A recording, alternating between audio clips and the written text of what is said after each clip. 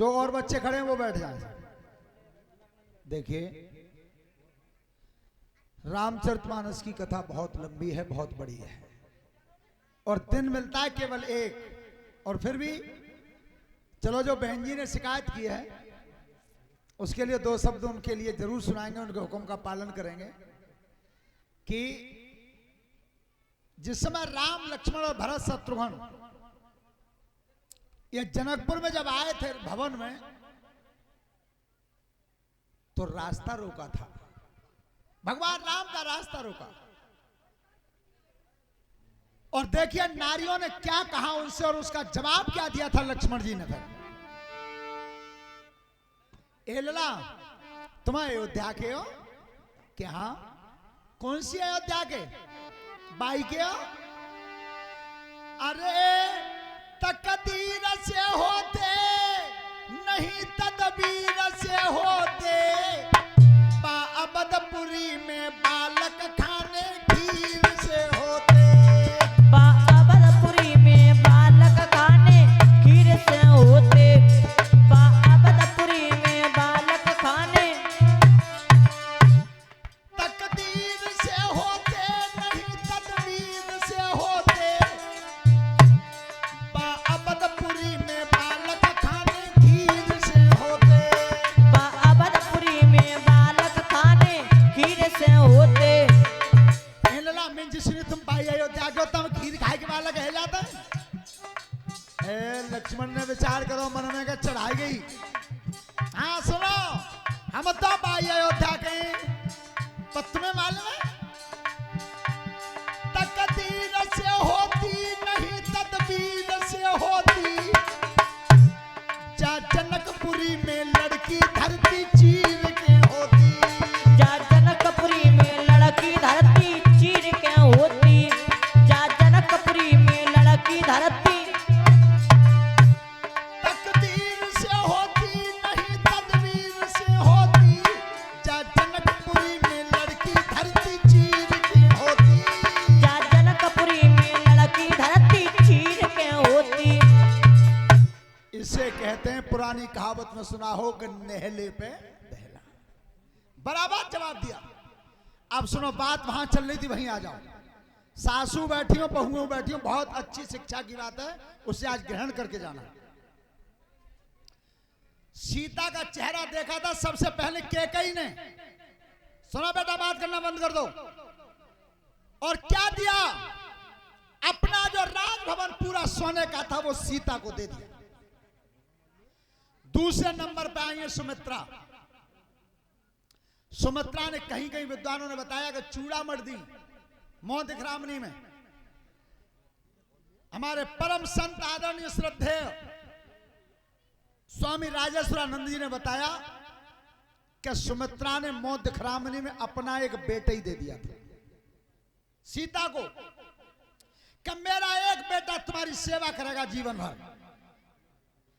अब नंबर आओ असली सास को। और तुम बहू देखियो, बहू घर में आवे तो कोई नातेदार ने अंगूठी दे जाए, कोई तोड़ियां दे जाए, कोई घड़ी दे जाए, कोई धोती दे जाए, पर सबसे ज्यादा कीमती देते हैं चीज सास, जो लड़काई माँ होते। अब कौशल्या आई है। अब कौशल्या विचार करती हैं कि बहू तो मेरे लड़का की है सीता, तो मैं दूं तो दूं क्या? क्यों? कि सबसे ज्यादा कीमती वस्तु जो अयोध्या में थी वो थी कैकेयी के पास। राजभवन दे दिया अपना उसने। अब उससे ज्यादा कीमती चीज मेरे पास कोई है ही नहीं। लला बैठ जाओ रे बेटा, नहीं दो नहीं, 2 मिनट बैठ जाओ। कोई चीज इतनी कीमती नहीं है। तो ध्यान रखना सभी माताएं बहनें, क्या दिया था कौशल्या ने? घूंघट पकड़ के बैठ गई।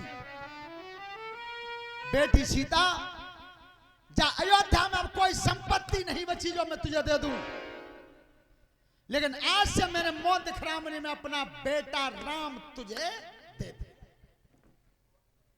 ये दिया।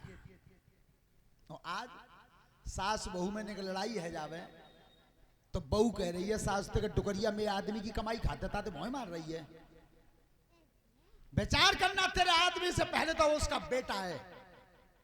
तो कौशल्या ने यह दिया था, कि आज से मैंने अपना बेटा राम तुझे दे दिया है, ये मिला। श्रोता बंधु, एक दिन महाराज दशरथ ने दर्पण देखा है, शीशा देखा है, तो दर्पण में कान के पास बाल सफेद दिखाई दिए, बाल सफेद।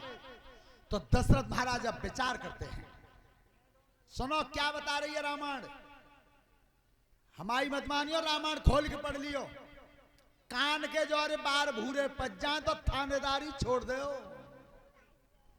तुम्हारी परमानेंट ना है, कऊ और पैते आई है और कऊ और के हाथ में जानी है, तो जब जानी है तो फिर पकड़े काहे को बैठे हो। ध्यान रखना, महाराज दशरथ आज विचार क्या करते हैं, जब कान के पास बाल सफेद दिखाई दिया तब कैसे, बरसों तक राज काज देखा, अरे बरसों महलों में मगन रहा, बरसों महलों में मगन रहा, बरसों युद्ध स्थल में गरजा और बरसों भजन में लगन रहा।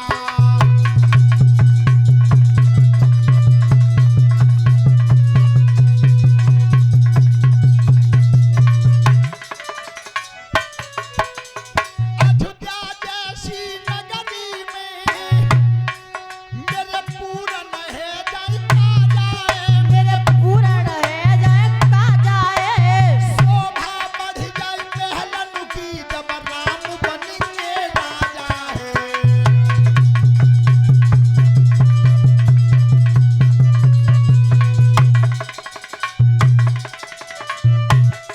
जाओ, आज दशरथ ने दर्पण देखा था। सुनो, दर्पण एक चीज तो बढ़िया दिखाता है और एक चीज नहीं दिखाता। दर्पण हमेशा चित्र तो दिखाता है पर चरित्र नहीं दिखाता, चरित्र नहीं दिखाता।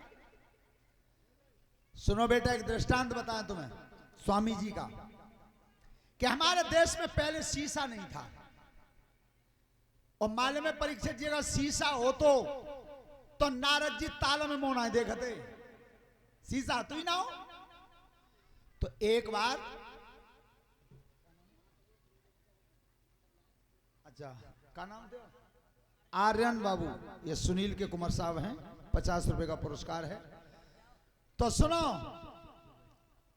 परीक्षित जी किसी का लड़का एक बार चला गया विदेश पढ़ने और पढ़ लिख के वहां ज्यादा योग्य बन गया, माने विदेश में ही ब्याह कर लो। अब शादी करी विदेश में, तो एक बार मन करो कि लाओ भारत डोलिया में, क्यों कि जन्मभूमि से सबको लगाव होता है, अच्छा नौकरी वो कहूं करे। तो एक बार जब मन बनाओ भारत में आवे को, तो आप घर वाई थी कि तुम चलो ही, तुम बहू का आई दुद्दे आंगूर के बाद ठाड़े वागे चांद पे और पेंट बुशर्ट पहने डोले सो कहेंगे नहीं नहीं नहीं, इंडिया तो गंदा देश है, हम नहीं जाएंगे, तुम चले जाओ। अब बे आए, मन में सोची कि बच्चों हम अपनी माता जी थी कंगे के ब्याह कर लो, तो वो बहू की पूछे कि बहू कैसी है, तो क्या बताएंगे, बहू को एक फोटो खिंचवा के और सूटकेस में डाल लो, सूटकेस में। अब सोची कि बच्चों इतने ही दूर से जाएंगे दूसरे देश से, तो कोई नई चीज तो नहीं चले। और आज भी तुमने देखा हो, तुम काऊ यात्रा पे जाओ दूर, तो का सोचता हो कि कछु लाइन चले, तो बाजार में घूम गए तो शीशा देख गो बिकत, उन्हें की चीज बढ़िया जी हमारे यहाँ आती उना है, तो शीशा खरीद के और बेऊ धर लो सूटकेस में, उतर के आए जो हवाई जहाज थे और घर में घुसे, माताजी के पैर छुए कि माताजी टाइम ना मिल पाओ, बिच्चों हमें लड़की पसंद ना आएगी तो हमने मई ब्याह कर लो अमेरिका ही में। डुकरिया तो फूल की चार आंगो चोरी है कि मेरे लला ने बहू कर ली, ए लला बहू कैसी है, माता जी देखो ही, तो सूट के सब फोटो धरो देख लियो।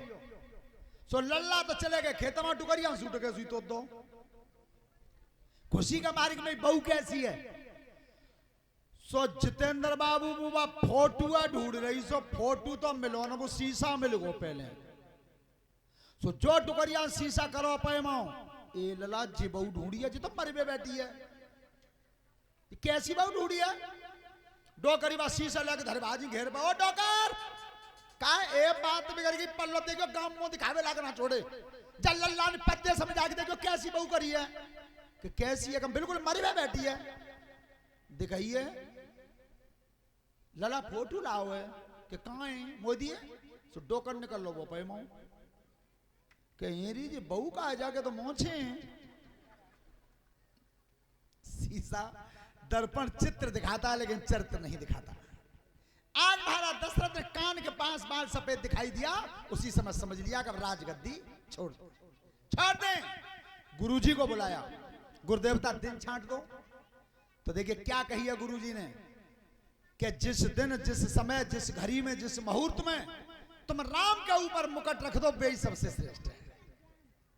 तो इसलिए रामायण बताती है कि शुभ कर्म अपने में स्वयं शुभ होता है, बस छटवावे की जरूरत नहीं है। श्रोता बंधु, आज जैसे ही अयोध्या सजाई गई है राम के राज तिलक के लिए, हाट बाट घर गली अथाई और कहीं परस्पर लोग लुभाई। अयोध्या जब सजी है तो भगवान राम ने कैकेयी से पूछा है, मैया ये नगर सजाया क्यों जा रहा है? बेटा तुम्हारा राज तिलक होगा, तुम राजा बनाए जाओगे, इसलिए नगर सजाया जा रहा है। राम ने की पल्लो है, हमारे देवताओं के काम कहता है, और अगर राज मुकुट बंध गया तो देवताओं का काम अधूरा रह जाएगा। सो कही मैया कैकेयी तुम एक बात जानती हो कि बोलो। मैया मेरे सीना में दर्द हो रहा है, सीना में दर्द है और तुम राजा बना रहे हो। कैकेयी बोली बेटा सीना में दर्द है तो कहो डॉक्टर बुला लो, कहो वैद्य पर दवा ले लो। मैया मेरी बीमारी की दवाई केवल तुम पे, तुम्हारे अलावा किसी पर नहीं, किसी पर नहीं। विचार करना, कैकेयी को बुरा मानते हैं लेकिन कैकेयी बुरी नहीं थी, उसके पीछे बात छिपी हुई थी दूसरी। विचार करना, कैकेयी के सामने वो परिस्थिति बनी, अगर आज भी किसी मां के सामने बन जाए तो वो महतारी क्या करेगी, क्या करेगी? मैया मैं तुमसे कुछ मांगना चाहता हूं। बेटा मांग लो। मैया ऐसे नहीं मांगूंगा, तुम मेरे सिर पे हाथ रख के कसम खा जाओ, जो मांगूंगा ता दे देगी। कैकेयी ने कही कि मुझे बेटा राम से ज्यादा प्यारा दुनिया में कोई नहीं है, मांग लो। अब विचार करना, राम जैसा अवतार और कैकेयी जैसी मां। बहुत लोग गलत बता देते हैं कैकेयी को। तब कही कैकेयी मैया मैं मांगना चाहता हूं, पर सुन मैं ऐसी चीज मांगूंगा जिससे तेरा दुनिया में अपयश हो सकता है। कैकेयी ने कही कि मैं दुनिया का अपयश सहन करने को तैयार हूं, पर राम को दुखी देखना नहीं चाहती, मांग ले। दूसरी बात फिर कही मैया मांगूंगा जरूर, लेकिन आज के बाद कोई अपनी बेटी का नाम कैकेयी नहीं रखेगा, इतना बुरा कर्म करना पड़ेगा तुझे। कैकेयी ने कही कि बेटा स्वीकार, यह बात भी स्वीकार है, लेकिन मांग ले, क्या मांगना चाहता है? अंतिम बार सभी श्रोता बंधुओं से मेरा एक हाथ जोड़ के निवेदन है, अगर कैकेयी के चरित्र पर तुम्हें अच्छी बात दिखाई दे तो ताली बजा देना एक बार। क्या कही थी भगवान राम ने कि मैया कैकेयी मांगूंगा जरूर, लेकिन मैं ऐसी चीज मांग रहा हूं कि तू विधवा भी हो सकती है। तो कैकेयी ने कही कि राम, मुझे राम जैसे बेटा के लिए, राम जैसे अवतार के लिए विधवा होना भी स्वीकार है, मांग ले क्या मांगना चाहता। यह है कैकेयी। तो समझ गए थे भगवान राम के बंधन में बंध गई मैया, सिर पे हाथ रख के कसम खा गई। और तब अकेले में राम ने कहा है, क्या कहा? 14 बरस बनी भिजा बाई दे, ये मानना है।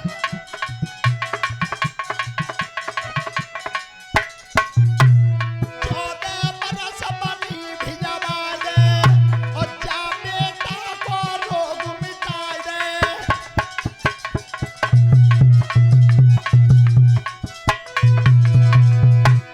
बेटा दुनिया देगी बुराई, जो न मरी कैकेयी सी माई।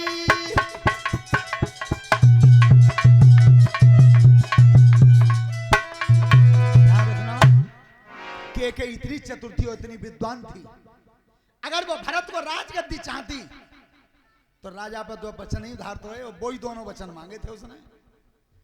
तो पहले वचन में मांग लेती कि मेरा भरत जीवन भर गद्दी पर रहे, और दूसरे वचन में मांग लेती कि राम जीवन भर वन में रहे। 14 ही वर्ष क्यों मांगा? क्या जानती नहीं थी कैकेयी के 14 वर्ष बाद राम फिरना आएंगे?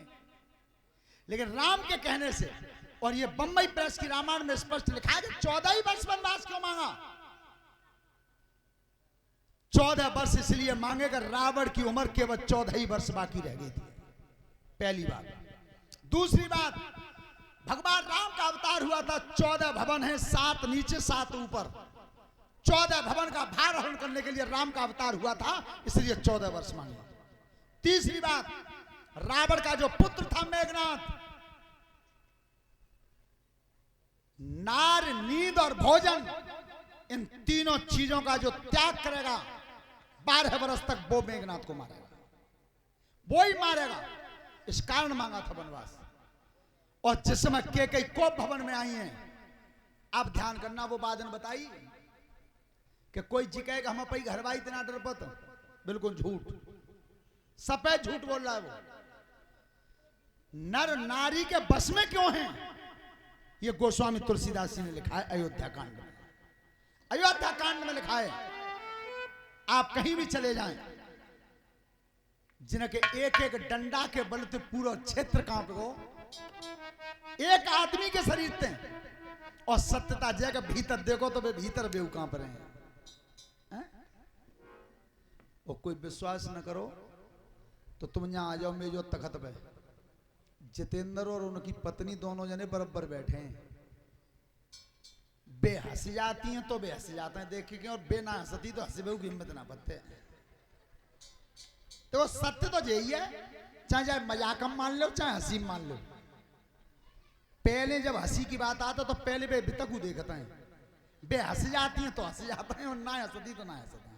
कि चलो बहुत अच्छी बात है, इतना प्रेम बना हुआ है आपस में, और यही होना चाहिए। ये सबसे पहली सीढ़ी है गृहस्थी को चलाने के लिए, कि पति और पत्नी में आपस में प्यार है। बस वो हमें तो दिखाइए दे तो भैया, वैसे आज हमें 5 दिन तो है जी, हम तो कबूल लड़त देखे ना दो जने, और होना ही ना चाहिए।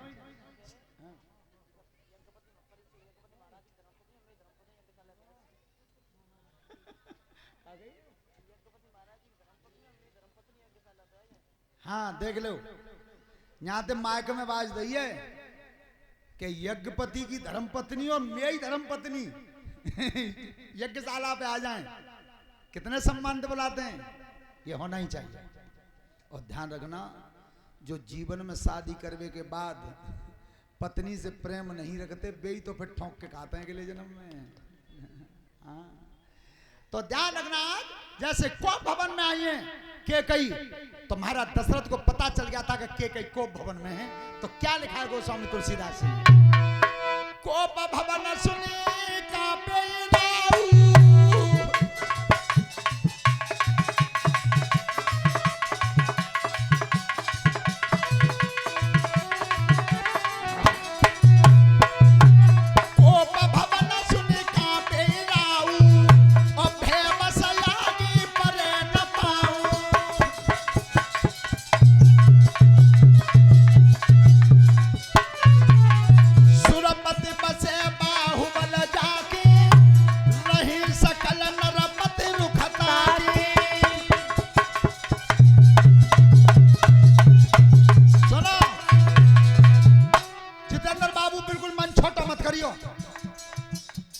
शास्त्री ने बिचो हमारी तोहिन तो ना कर दी।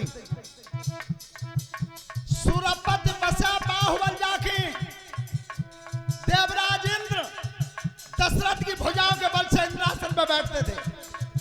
रही सकल नरपत रुखता के, पूरे संसार के राजा चौखट पर हाजिरी बजाते थे।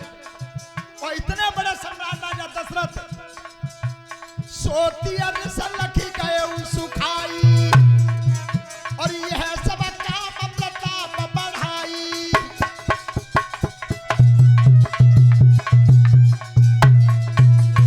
ठाणे सूखे दशरथ चौखट पर, ठाणे सूखे जब कैकेयी की मालूम पड़ी तब कही महारानी तुम और जब कोप भवन में कैसी कुछ बात ही तुम बता देती पहले, कैसी नाराज है गई हूं के कई ने उठ करके करवट और बदल दिया। महारानी बताओ कोई परेशानी है? हाँ महाराज परेशानी है, मेरे 2 वचन हैं तुम्हारे पे। क्या बोलिए? मेरे 2 वरदान पिया, मेरे 2 वरदान पिया, बहुत दिन पहले के मेरे 2 वरदान पिया, बहुत दिन पहले के मेरे 2 वरदान पिया, बहुत देवयसुर में भई लड़ाई, देवयसुर में भई लड़ाई, कील निकल बाहन की जाई, कील निकल बाहन की जाई। देवासुर संग्राम हुआ था और जिस समय रथ में तुम बैठे थे तो रथ की कील निकल गई थी, उंगली को फंसा